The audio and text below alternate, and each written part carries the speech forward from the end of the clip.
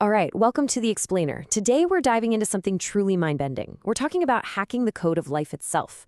We're going to get into genetic engineering, this incredible tech that lets us do more than just read the blueprint of living things. It lets us rewrite it. So you hear biotechnology and you probably think of sci-fi labs, right? But get this, we've been at it for thousands of years. Seriously, making bread, cheese, wine, that's all old school biotech. But what we're doing now, it's a whole different ballgame. We're talking a quantum leap forward. We're not just using organisms anymore. We're getting down to the molecular level to create vaccines, gene therapy, you name it.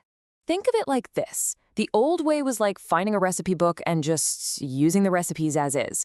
Modern biotech, it's like we've cracked the code to the cookbook itself. We can now go in, cross things out, add new ingredients. We're rewriting the DNA recipes to get exactly what we want. So where does this whole thing start? Well, it all begins with finding what's called a gene of interest. Think of it as the one specific sentence in a giant library that you're looking for. Maybe it's the gene that makes a plant tough against drought, or the one that tells a cell how to make insulin. The first mission is to find that tiny piece of code and pull it out. But how do we actually get our hands on this code? Well, you can't just reach in and grab a gene. Nope. First, you need the entire instruction manual, the whole DNA library. And that means our first step is basically a microscopic heist. We've got to break into the vault, the cell, and get all the DNA out. And this is where it gets really cool. Every type of cell has a different kind of lock on its door. It's not a one-size-fits-all situation.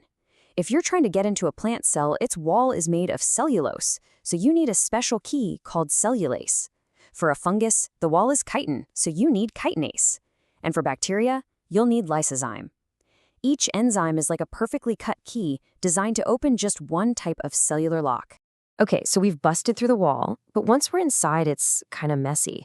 The DNA is just floating around with all this other molecular junk, RNA, proteins, the whole shebang. So we have to do a little cleanup.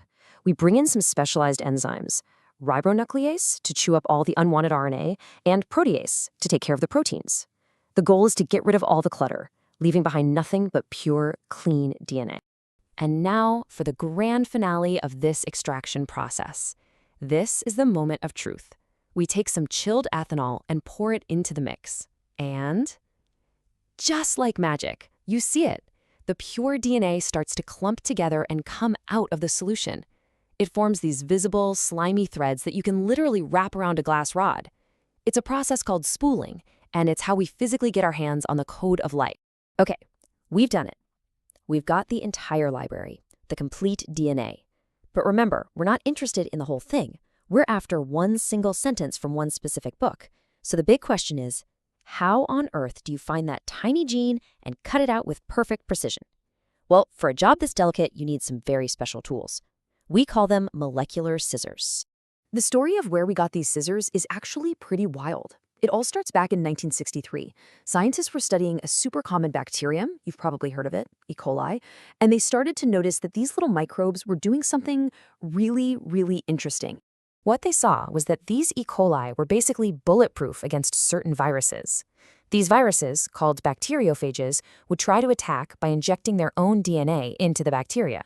But instead of taking over, the viral DNA would just get destroyed. E. coli had this incredible internal defense system that would find the invading DNA and just chop it to bits, threat neutralized. So they dug a little deeper, and they figured out it was a two-part system run by a couple of enzymes.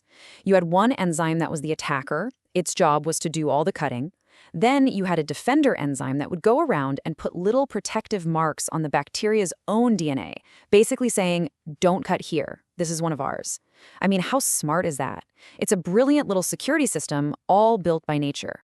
And these attacker enzymes, they got a name, restriction enzymes. Why? Because they restricted the virus from growing. And these enzymes discovered in a tiny bacterium are the very same molecular scissors that we now use every single day in genetic engineering. It was a total game changer. So let's recap. We have the DNA, and now we have our scissors. But let's not forget the scale we're working at here. A strand of DNA isn't just a short little string.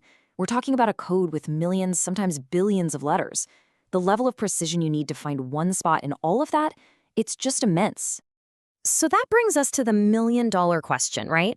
How in the world do these tiny molecular scissors know exactly where to cut?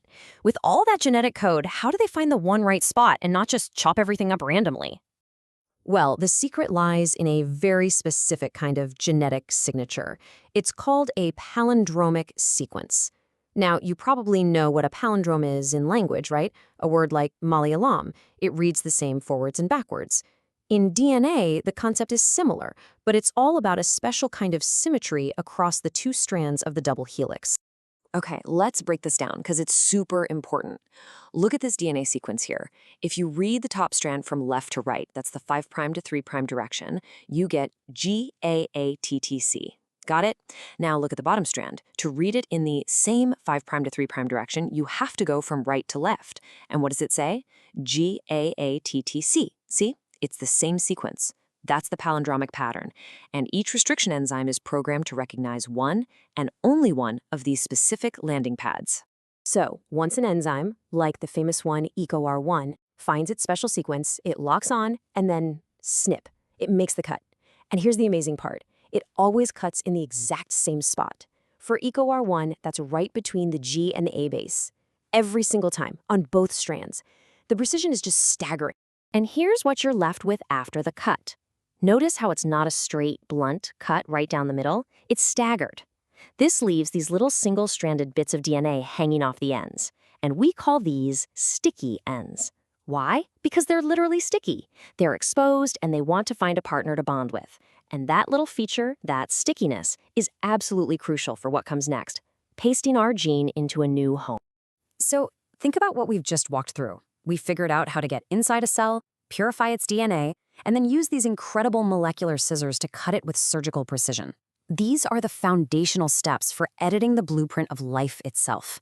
It's an unbelievable amount of power. And it leaves us with a huge question to chew on. If we've gotten this good at cutting the code, what's to stop us from writing whatever we want?